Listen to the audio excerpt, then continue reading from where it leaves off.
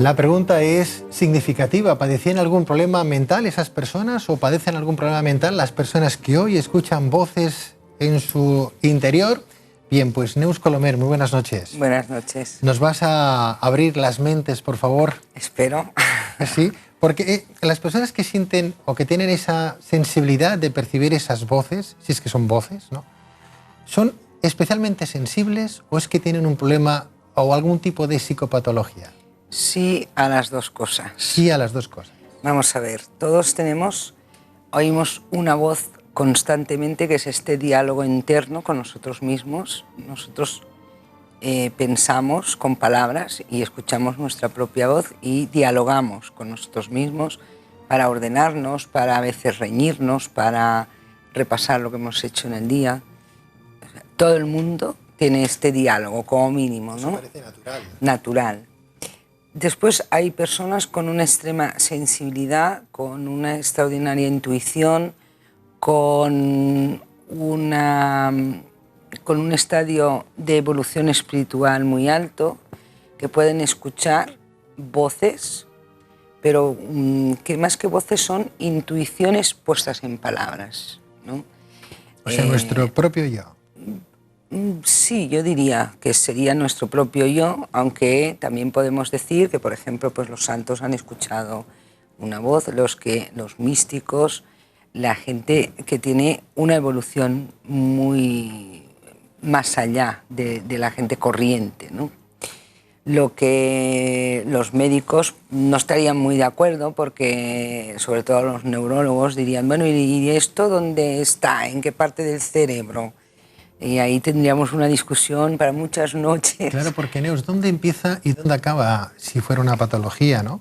Porque hablas de ese yo interior que nos habla, nuestro pensamiento que a veces se adelanta, ¿no? Y todos hemos tenido una experiencia en un momento determinado de tener un flash, ¿sí?, de una frase, sí, que nos dice, no, este es tu sitio, o esto no lo hagas. Personas que no tienen ningún tipo de agravante psicológico, ningún tipo de enfermedad, ningún tipo de disyuntiva social, acaban por enfermar posiblemente por escuchar esas voces. A ver, a veces este diálogo interno nuestro se vuelve obsesivo. Puede llegar a hacernos enfermar. Podemos tener una idea recurrente, una frase recurrente, y es una manifestación más de que estamos llegando a un límite de nuestro estrés, a un límite más allá de nuestras fuerzas, y que estamos muy cerca de caer enfermos. ¿Cómo cae una persona enferma, una persona que no tiene una enfermedad mental, psicológicamente? Pues puede caer enferma con una depresión, sí, puede caer enferma con un ataque de ansiedad o con un ataque de angustia, puede caer enferma con obsesiones compulsivas, como por ejemplo limpiar, hacer rituales. O sea, de alguna manera no deja de ser una válvula de escape a la presión o a la tensión que el ser humano tiene a consecuencia de su entorno social, ¿no? Sí, a ver, el lenguaje es una forma de manipular la realidad. En el fondo, por eso el silencio puede causar no más que miedo, pavor. El hecho de permanecer callado, incluso hacer callar este diálogo interno, produce muchísimo miedo, porque hay una sensación de vacío. Sin embargo, la meditación y otras formas de hacer superación personal pasa por el silencio. Entonces, el lenguaje manipula nuestra realidad, manipula la realidad y la convertimos en algo un poquito más pequeño y que nosotros podemos transformar en conceptos y modelar, y que también podemos transmitir o expresar. Entonces, todo esto nos da una cierta tranquilidad porque nos sentimos poderosos o con el control. En esta era de Acuario, en esta nueva era, en este nuevo siglo, son muchos los talleres, los cursos, los seminarios, las personas que se plantean un estudio metódico del yo interior, de la conciencia global, etcétera, etcétera. Cada vez hay más personas que buscan esa autoestima, ese crecimiento personal. A mí me gustaría que me ayudaras a discernir, a diferenciar, a tener claro exactamente si cuando escuchamos una voz interior o nuestro yo interior estamos escuchando algo que nos va a ayudar en ese crecimiento, en esa evolución, o verdaderamente estamos escuchando algo que querríamos escuchar pero que no oímos. Pero que no es cierto. Que no oímos y entonces es cuando podríamos estar cerca de tener esa patología que antes comentaba. Sí, a ver, yo pienso que hay un hecho bastante claro que nos puede ayudar mucho, que es que cuando las voces son resultado de una enfermedad, normalmente nos hacen hacer cosas absurdas, cosas que no aportan absolutamente nada. ¿Como por ejemplo? Como por ejemplo, no sacar la basura a la calle. Por miedo a. Por miedo a.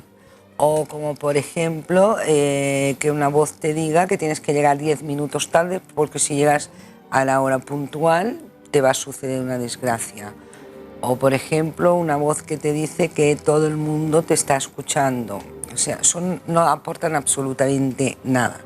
Sin embargo, esclavizan a la persona, estas voces, o le hacen cometer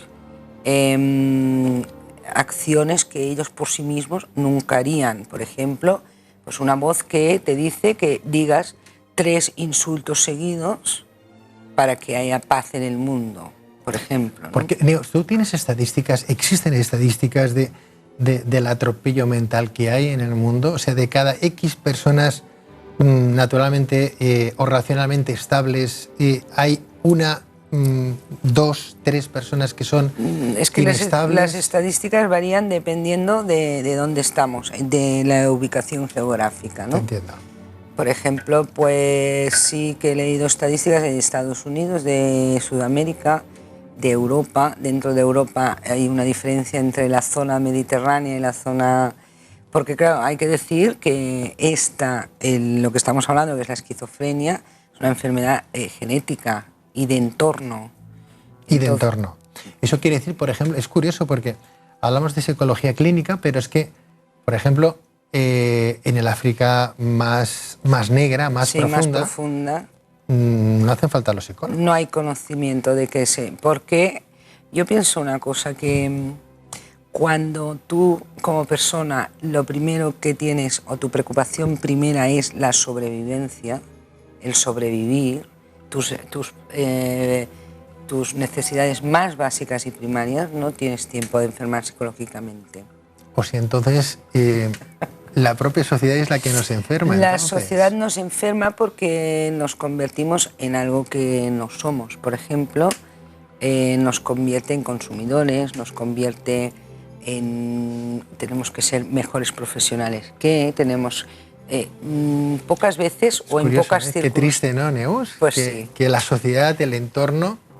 Pocas veces puedes ser tú mismo o pues puede ser o Pedro o puede ser Neus a secas en un entorno donde puedas manifestarte espontáneamente, sin ningún temor, sin ninguna suspicacia, sin ningún rencor. Todo esto enferma mucho. Neus Colomer, psicóloga clínica, gracias por dejarnos escuchar esas voces a veces importantes de nuestro yo interior. Sí. ¿Crees en el ángel de la guarda? Pues sí. Sí, ¿no? Sí, sí que creo.